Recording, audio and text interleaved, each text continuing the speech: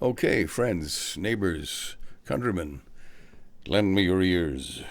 I come here not to. No, okay, I'm not gonna do Shakespeare today. Um, I am going to discuss some settings in IL2 because one of my viewers, Matagor, and I can't remember the rest of his name or her name for that matter, because there's no gender identification, and not that it matters. Made some really good comments saying that I was getting 90 frames per second because I didn't really have everything set on ultra after all. And I think he's right. I mean, I'm sure he's right. So I'm going to try and find settings that I can tune up to ultra and see what we get.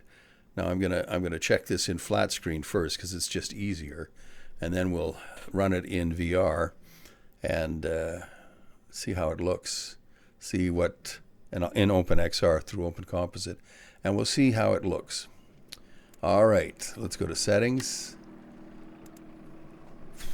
graphics. I've got everything set to ultra here. I got this ultra checked, which is what I think I meant, but apparently that's not exactly the same thing. Oh, and here's the dynamic resolution factor, set to 5. Well, I found that set to 5, because the PImax Crystal's resolution is so high, I don't really need to set it higher than that. But let's set it up to 1. There we go, full. That's probably going to make a difference, but it'll be really interesting to see if it also makes the image look even better.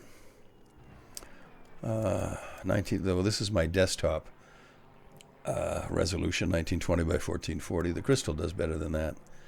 UI scale, theoretically anyway.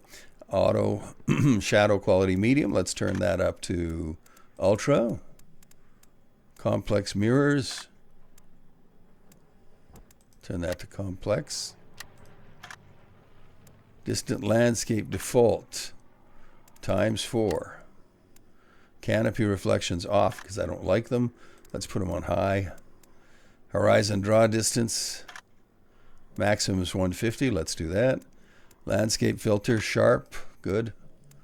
Terrain roughness medium, put that on high. Grass quality normal, put that on ultra. Cloud quality extreme, baby.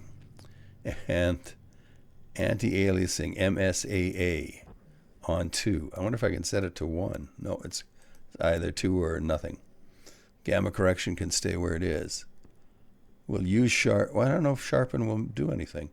I don't think it's going to really. Will enable the VR HMD. We'll turn sharpen on. Okay, good. Accept and restart the game. That's what we'll do. And in the meantime, we'll go to my PImax settings. Oh, if I can. I think what I'm going to want to do is shut Sturmovik down here. Oh, I'm in VR now. Well, that's cool. Okay, I don't need to shut it down. Now it's showing 24 frames per second, which is a hell of a long ways from 90, isn't it? I warned you that I thought Matagor was right. I only identified it as ultra because it told me I had ultra settings. And I might be old, but I'm still gullible. All right, put the headset on. And let's see what's going on.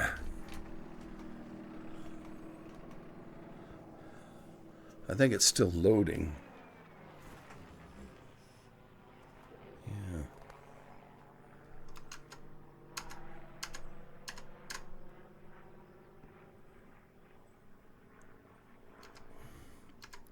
What have I got in PImax? Well, I won't worry about that right now. I'm sure I've got details, resolution set to max. All right, so here we are. It's loading. You know, one thing I should, well, I won't worry about it today. I love to use NextSafer, which you can get on GitHub. It really makes it easier to look around the airplane. So right now in the hangar, I'm showing 106 frames per second. But let's see what we've got it set for in OpenXR.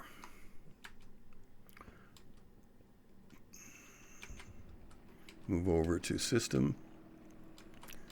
So it's set for 3524 by 4170, which, I mean, per eye is pretty good, I think. If I left it to native resolution, it would be hugely higher.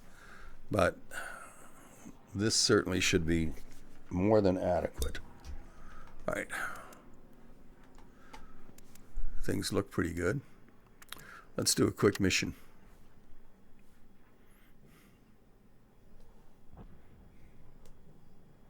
By the way, I really appreciate comments like that one, because I don't know everything.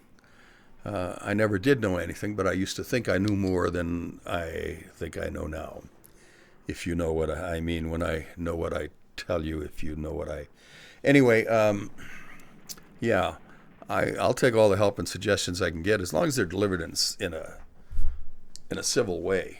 I'm happy to look into them and respond and see where I went wrong and if I need to fix it.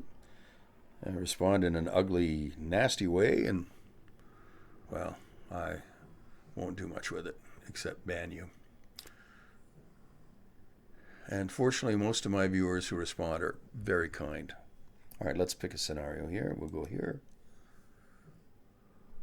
I just got to clean these lenses.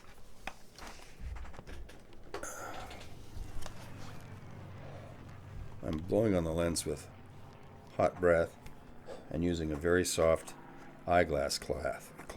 You don't want to use any chemicals if you can avoid it. One of the things I like about the PImax, a lot of people criticize, is the interchangeable lenses. So if I happen to scratch a lens, the headset isn't done. I just buy new lenses, which is cool. Okay, that looks better. Let's go and let's start. I love the Spitfire in any game. It's, in my opinion, the most beautiful fighter airplane ever made. But opinions may vary. This will take a moment or two to load. But I'll be interested to see, with everything set up the way I've set it up now, because as Matagor pointed out, each of those settings is individually adjustable, which I hadn't done. I just clicked on Ultra. So setting them all up like that, I expect the frame rate to drop significantly. But will it still be playable? And if I turn the resolution down more in OpenXR Toolkit, will it be still really good looking? Right, so right now I got 45 frames per second. 48. That's not terrible, but it's certainly not 90. It is certainly not 90 frames per second. But 46 is okay. Acorn. Leader. Search for enemy aircraft. Free to engage. Out. Acorn. Leader. Search for enemy aircraft. Free to engage. Out. Didn't mean to go to external view. I don't know how I did that even. There we go.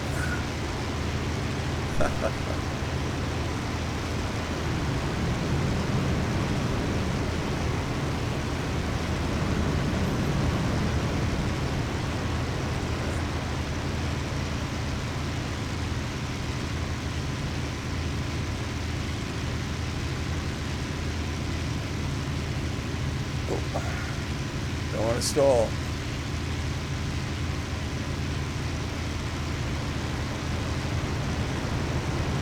(39, 41 frames per second). 45.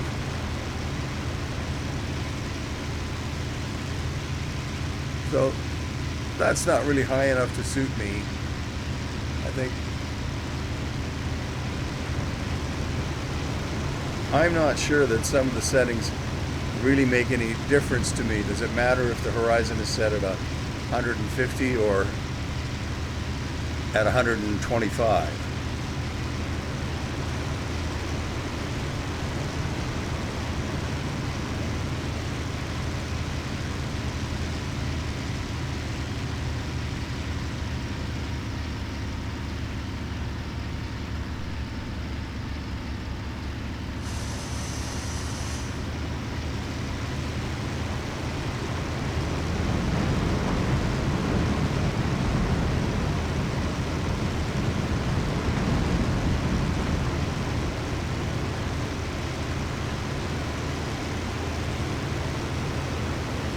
I can't say that I notice a huge improvement in resolution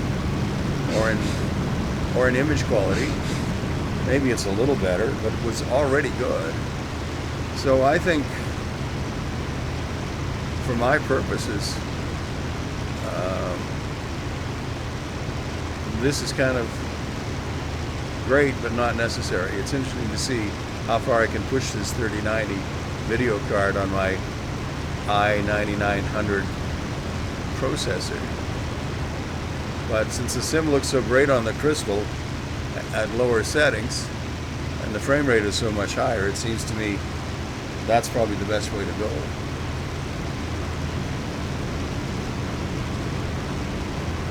I really do like this game. Oh, you know what I also want to check? I want to see if my, well, how would you know? Yes, Finn, I do know what you want to check. Yeah, okay. I want to know if,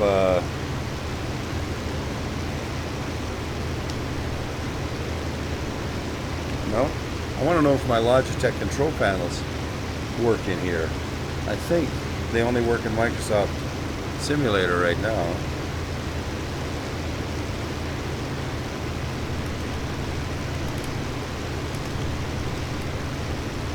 Well, I don't.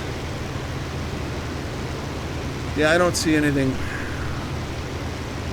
working.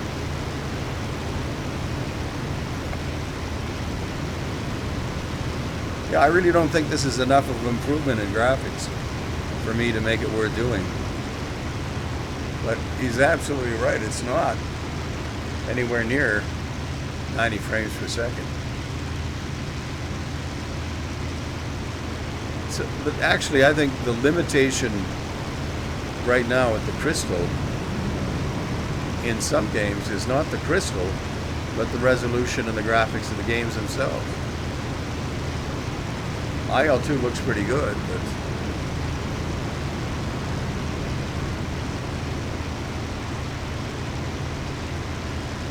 oh, I kind of forgot there was a Focke-Wulf up there.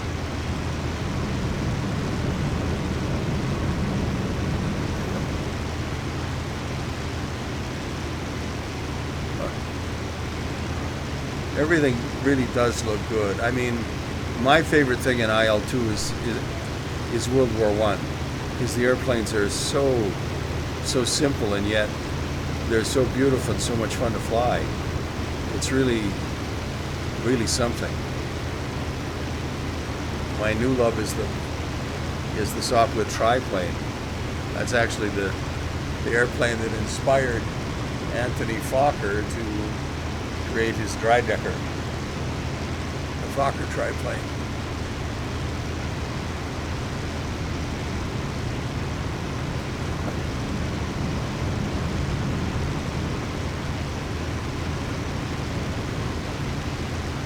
This guy's really doing boom and zoom well.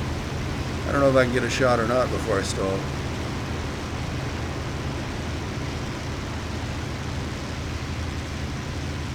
Gotta be gentle on the control here.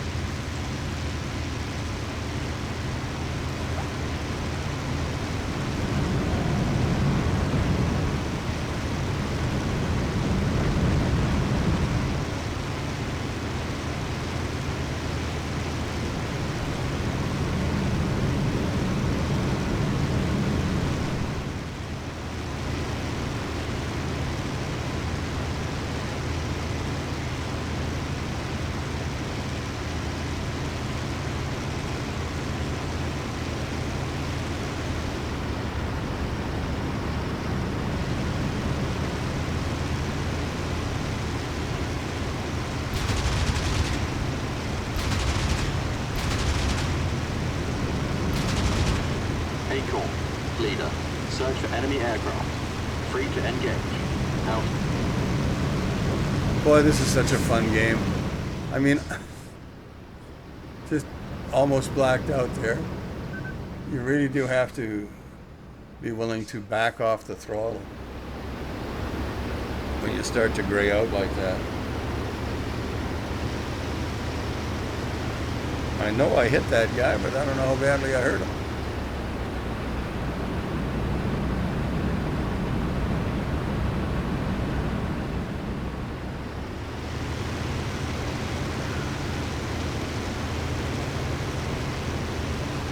Yeah, 40 frames. New lips, sorry. 45 frames per second probably isn't enough. Let's just see if I can crank the frame rate up a little bit by doing this. Let's turn I'm going to turn resolution down a little bit. See if it still looks good.